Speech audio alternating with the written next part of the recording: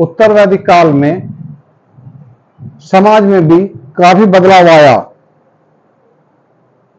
हालांकि वो बदलाव समाज की सभी संस्थाओं में नहीं आया।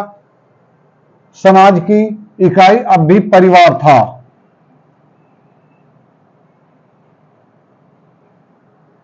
परिवार में संयुक्त परिवार की प्रथा थी।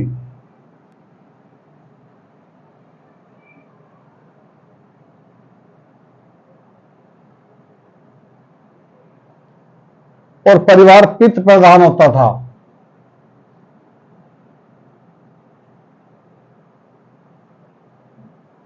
यानी कि पिता या बड़ा भाई ही परिवार का मालिक होता था, स्वामी होता था। परिवार के स्वामी के परिवार के सदस्यों के ऊपर असीमित अधिकार थे। इसमें हमें ऐत्रेय ब्राह्मण में ऐसा उल्लेख मिलता है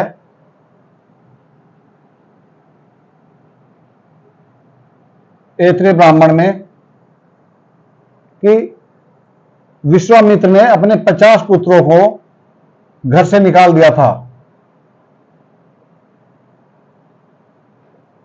50 पुत्रों को घर से निकाल दिया था। इसके अलावा अजिगर्त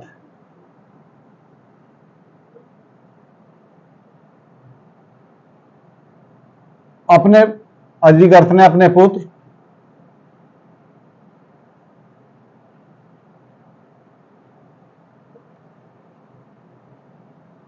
शेप को 100 गाय के बदलों में, यानी कि 100 गाय लेकर बलि के निमित्त बेच दिया था।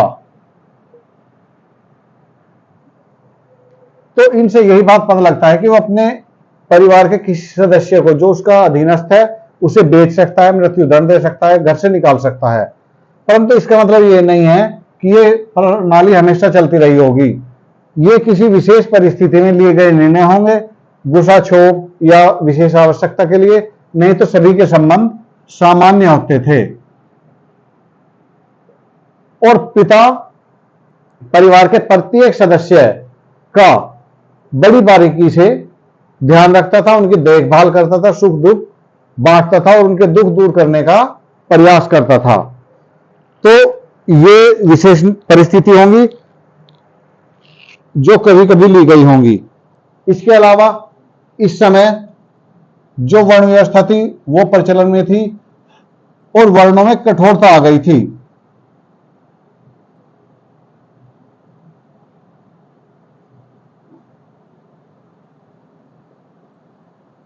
कठोरता यानी कि ऋग्वैदिक काल में वर्ण बदला जा सकता था या एक वर्ण का व्यक्ति कोई दूसरा कार्य कर सकता था।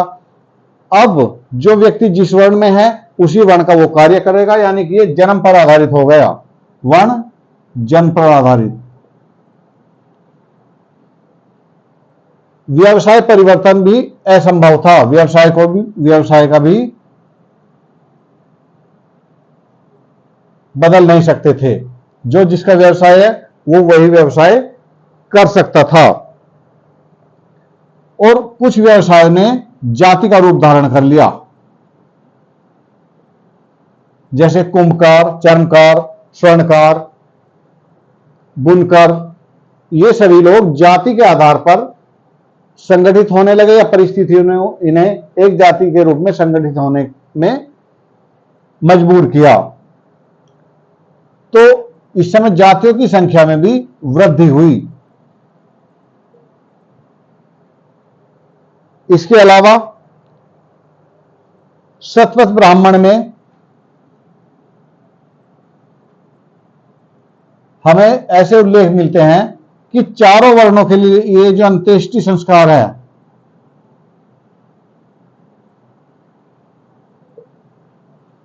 वो भी अलग अलग टिल्लों पर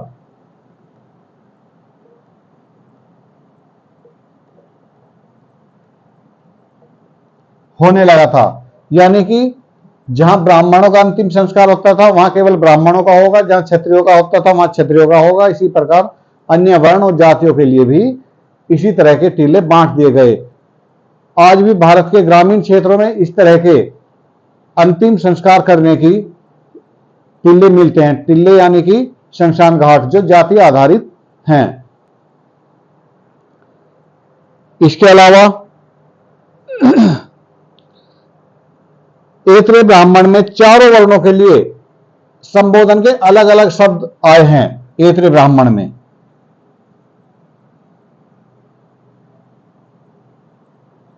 जैसे कि ब्राह्मण के लिए एहि, अगाही, आद्रव,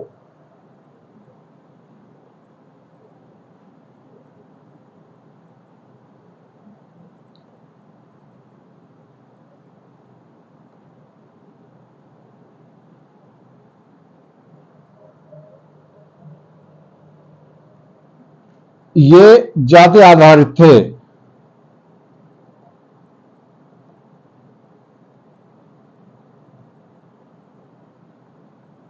ये ब्राह्मण के लिए आइए,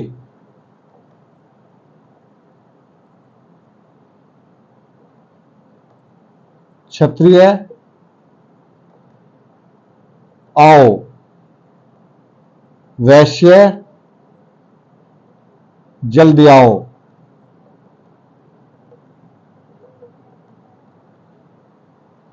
शूद्र दौड़ कर आओ।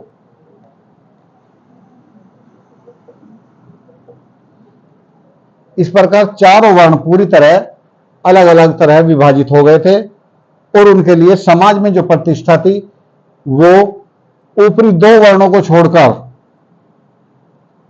नीचे के दो वर्णों की प्रतिष्ठा गिरती जा रही थी। उनके सामाजिक अधिकार समाप्त होते जा रहे थे।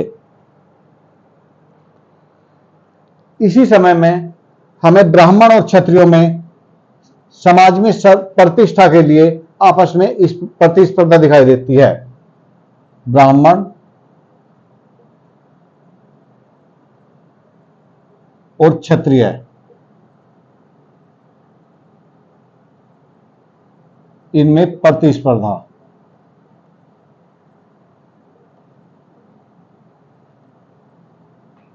ये हो रही थी समाज में प्रतिष्ठा के लिए। शतपथ ब्राह्मण में इस बारे में दो बातें कही गई हैं जो दोनों एक दूसरे के विपरीत हैं। एक जगह शतपथ ब्राह्मण में कही गई है कि ब्राह्मण समाज में सर्वोच्च है और क्षत्रिय ब्राह्मण से ही राज्य प्राप्त करते हैं। एक अन्य स्थान पर शतपथ ब्राह्मण ने क्षत्रियों को सर्वोच्च माना है।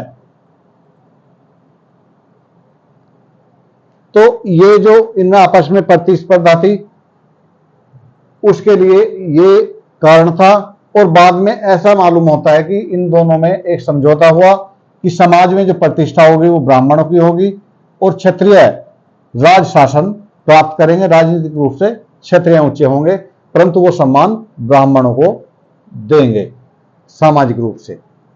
इस प्रकार ये प्रतिस्पर्धा समाप्त हुई परंतु निम्न वर्णों की स्थिति और अधिक डाउन होती चली गई। ऐत्रेय ब्राह्मण में चारों वर्णों के कर्तव्य मिलते हैं।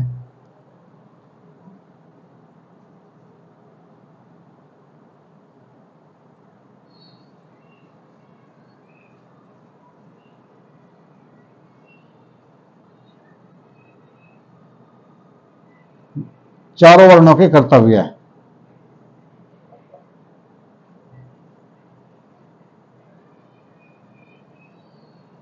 उसमें यह बताया गया है कि ब्राह्मण को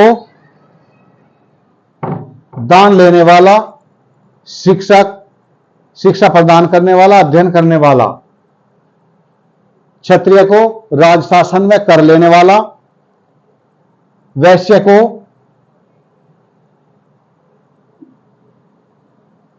कृषि व्यापार के द्वारा और शूद्र अन्य जो तीन वर्ण हैं उनकी सेवा के लिए बताया गया है। और शूद्र के लिए कहा गया है कि उसे कभी भी उखाड़ कर फेंका जा सकता है या उसकी किसी भी तरह हत्या की जा सकती है जिसका कोई पाप नहीं लगेगा। तो इनकी स्थिति बहुत डाउन हुई, दयनीय स्थिति हो गई। इनकी स्थिति में बहुत ज्यादा गिरावट आई और इन्हें पशु के समान मान लिया गया।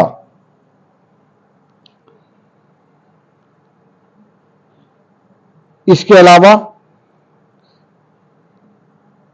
जबाली और सत्यकाम की एक कथा मिलती है जिसमें शूद्रों को दर्शन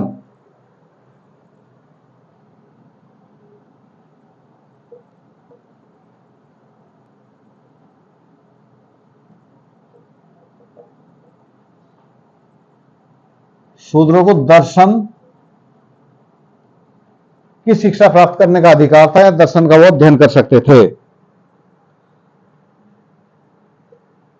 इसके अलावा शूद्रों को सोम यज्ञ का अंश प्राप्त करने का भी अधिकारी बताया गया है, सोम यज्ञ का।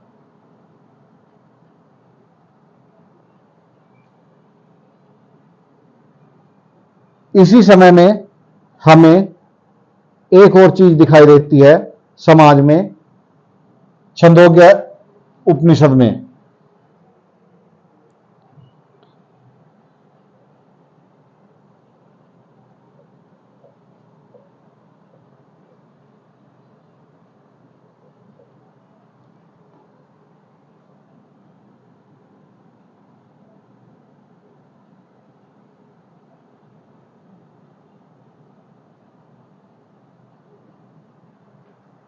तीन आश्रमों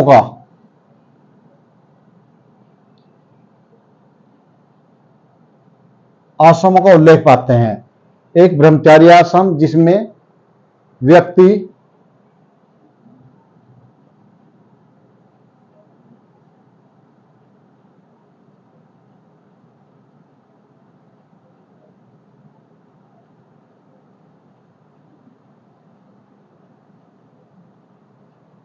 व्यक्ति शिक्षा प्राप्त करता है ताकि वो भविष्य में गृहस्थ जीवन को सही तरह से चला सके। इसके बाद गृहस्थाश्रम आता है जिसमें व्यक्ति परिवार और समाज के प्रति अपने कर्तव्यों का पालन करता है। इसके बाद संन्यास आश्रम आता है जिसमें वो ईश्वर की वंदना करता है या अपने द्वारा अर्जित ज्ञान को लोगों को बताता है। बाद में इसमें चौथा आश्रम भी जुड़ा था, वो उसके बाद की बात है, बाद में बताएंगे। ये तीन आश्रम उस समय प्रचलन में आए थे। इसके अलावा समाज में अन्य वर्ग भी थे जैसे आदिवासी।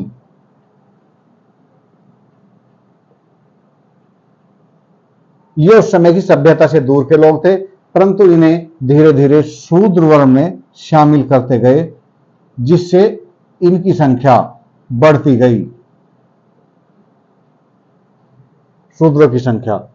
इसके अलावा समाज में दो वर्ग जो जाति व्यवस्था से अलग थे, जाति व्यवस्था से अलग, जाति और वर्ण दोनों से अलग थे वो।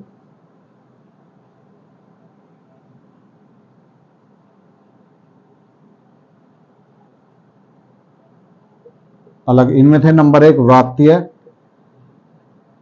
नंबर 2 निषाद।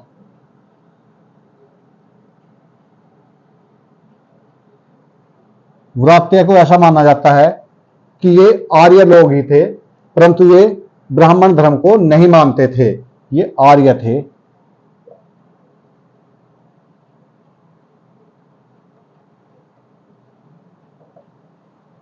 ब्राह्मण धर्म को नहीं मानते थे और ये मगध मतलब मगध में रहते थे। और इनकी एक विशेषता ये थी कि ये अस्पष्ट वाणी बोलते थे, कोई ऐसी भाषा जो संस्कृत से अलग थी, भाषा के आधार पर भी इनकी पहचान होती थी, अलग भाषा थी इनकी। इसके अलावा ये शिव भक्त थे और ऐसा माना जाता है कि ये आगम यानी कि जैन धर्म को भी मानते थे। तो इस प्रकार ये इनकी विशेषता थी। दूसरा वर्ग था निषाद। निषाद अनार्य थे और ये अलग गांव में रहते थे, मतलब इनके राज्य गांव अलग थे, ये सभ्यता से अलग थे। इनके अपने राजा होते थे और वर्तमान में जो भील समुदाय है उन्हें इससे जोड़ा जा सकता है, भीलों से इनकी समानता की जा सकती है। जो जंगलों में घूमते, घुमक्कड़ जीवन था और इनका भी जीवन घुमक्कड़ था। ये भी घुमक्कड़ जीवन जीते थे व्रात्य लोग। तो ये दो वर्ग और थे समाज में, जो निम्न वर्ग के रूप में जाने जाते थे। तो उत्तर वैदिक काल में इस बात से यह पता लगता है कि जो उच्च वर्ण था उनकी संख्या कम थी और निम्न वर्णों में उन्होंने अनेक लोग भर दिए थे, जिससे समाज के अधिकांश लोगों की स्थिति दयनीय हो गई थी और जो संपन्न लोग थे उनकी संख्या कम ही रह गई थी। जो वर्तमान में भारत है उसकी गरीबी का या सामाजिक रूप से या आर्थिक रूप से पिछड़ेपन का यह भी एक कारण है। इसके अलावा विवाह और स्त्रियां,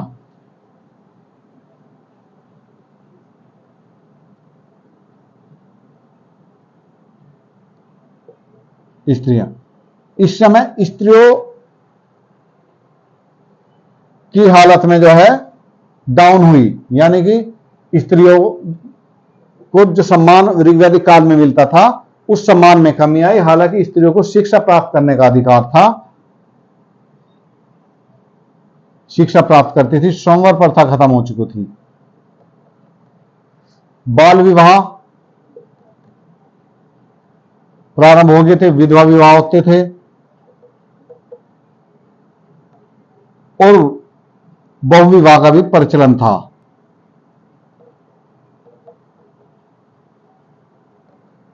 तो इससे स्त्रियों की स्थिति में परिवर्तन आया और वो डाउन होती चली गई।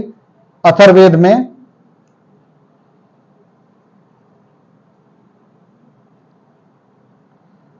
पुत्री को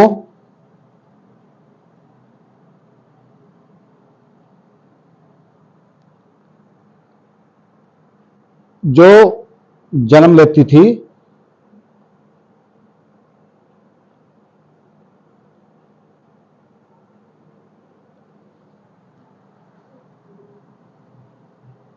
पुत्री के जन्म को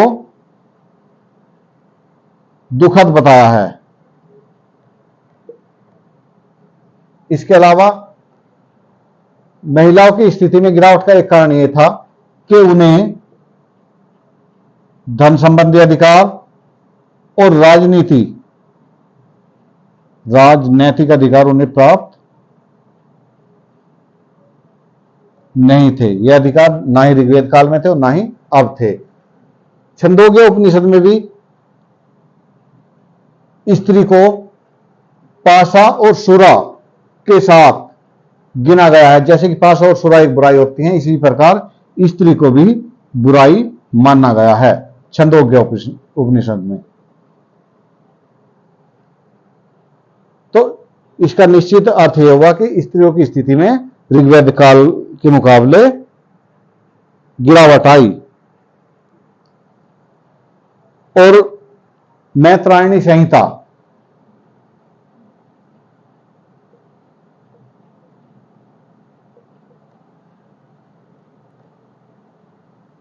में दूत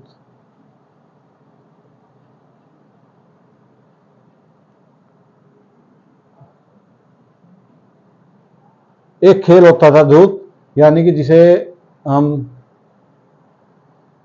जुआ या सट्टा कह सकते हैं, वो और मदिरा के समान माना गया है मैत्रायणी संहिता में। तो इस समय का अधिकांश साहित्य स्त्रियों को निम्न स्थिति में ही देखता है। विवाह अंतर्वर्ण होते थे, यानी कि सभी लोग अपने वर्ण में ही विवाह करते थे।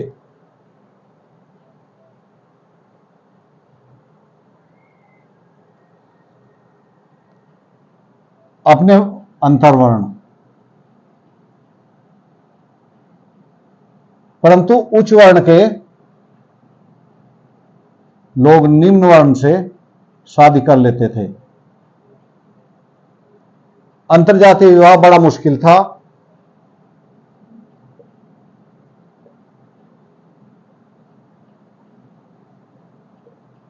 विवाह नहीं होते थे। अनुलोम और प्रतिलोम एक होता है,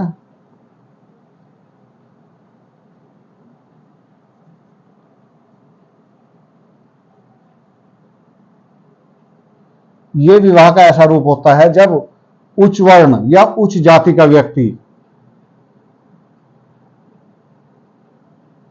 वर्ण हो या जाति हो, इसका पुरुष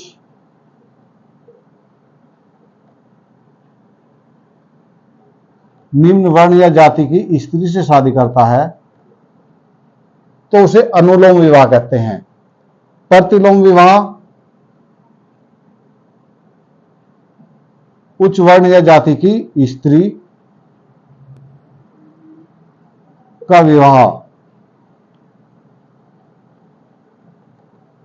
निम्न जाति या वर्ण के पुरुष के साथ होता है तो उसे प्रतिलोम विवाह कहते हैं। तो अनुलोम विवाह का प्रचलन था, परंतु इसका प्रचलन उस समय नहीं था।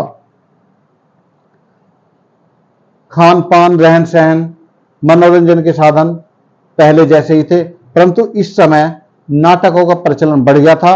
इसके अलावा मांसाहार को समाज में इतना सम्मान से नहीं देखा जाता था जितना कि ऋग्वैदिक काल में, बाकी लगभग ऋग्वैदिक जैसा ही था।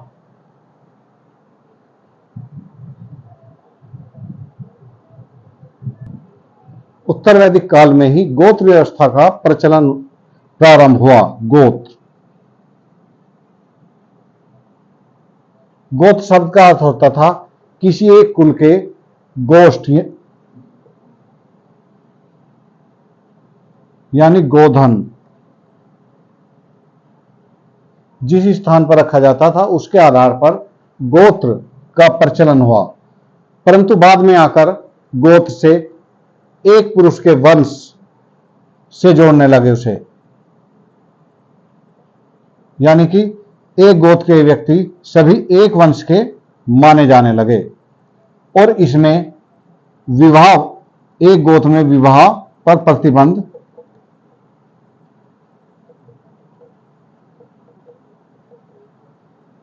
लग गया क्योंकि परिवार के अंदर विवाह वर्जित था।